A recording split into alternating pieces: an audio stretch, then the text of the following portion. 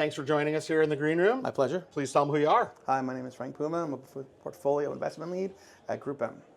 Amazing. Thank you for joining us on the panel. Very spirited conversation. Any initial thoughts, takeaways? No, I think it's a great conversation. I think it's nice to see an industry that can be seen competitive, have a lot of the same views, but also wanting to get to the same goal of giving the best to our clients. I love that. It's always clients first, no matter any role you sit in. Yep. For sure. So upfront content, a lot of talk about live sports, entertainment up there. What kind of content do you like? What sort of has you interested these days from a personal perspective? From a personal perspective, People want to know who you are. I love live sports. I love anime. Devil May Cry I just watched on Netflix. I watched Reacher. I really love the fact of where we've come to being this on-demand platform. I was always a very digital person, even back in the day when I owned like 3,000 DVDs that now are worthless. But I would always want content that I could consume when I wanted to consume it. So now that we have this world that COVID kind of dropped in our laps, it's nice to have that. I mean, granted, we have a lot more subscriptions than we ever imagined, but it's really nice to be able to have that. Am I in the mood for music, to play a game, do that? And it's something that really gets someone like myself excited because you go on a different journey based on where you want to be.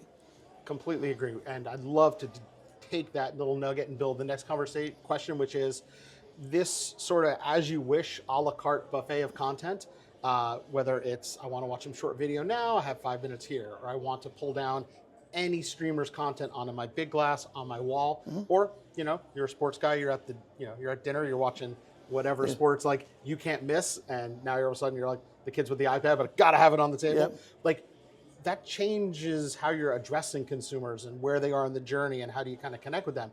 Any sort of best practices our audience should be thinking about? I think it's an interesting comment. I've always thought it's funny when you binge a show, you're going through the whole thing. It's a lot of time you're investing, but you're pausing the show constantly. That's why when you see pause ads, you basically are giving people a gateway into your house to be an out-of-home ad. And I think that it's really interesting on how things need to be addressed. To your point, is someone waiting for the bus on their mobile device or they're leaning forward? And this is where we didn't get into it on the panel, but this is where AI can really come in, understanding these decisioning basis on data and then give them a different ad, because you're not going to give them a 30-second ad with a QR code when you know they're waiting for the bus. You want to get to that consumer, make sure you don't disrupt their content, but give them a good experience. And I think that's really where I would love to see things go more. And I think we are, as marketers, starting to find our way there. And brands can benefit from that delivery of utility or the value exchange in that moment? Because in that moment, you're being more respectful of their time. So it's not like they're just going to skip or go over your ad. My son watches YouTube. He doesn't skip ads because he thinks I get paid every time he doesn't skip an ad. So he tells me I owe him Robux or something, but he doesn't understand how economics work. But I do think there's a lot that consumers understand that our currency is time. So if you're willing to respect my time or maybe even give me a free ad experience, then you know what? I'm willing to look into your brand. I'm willing to learn more about it. So I think we could find that and understand and be respectful of the environments consumers are in and deliver an ad that's both relevant and not time constrained, but time valued into what they're doing. Acknowledging this moment that they're in 100%. And giving them what fits. Agreed. Right? So, Google, if you're listening, you already know I checked my Google Maps, how long I'm stuck waiting for this bus. Deliver me the right experience is kind of what you're thinking about. Okay. Yeah. Yeah, man. Maybe. So fantastic. Last question.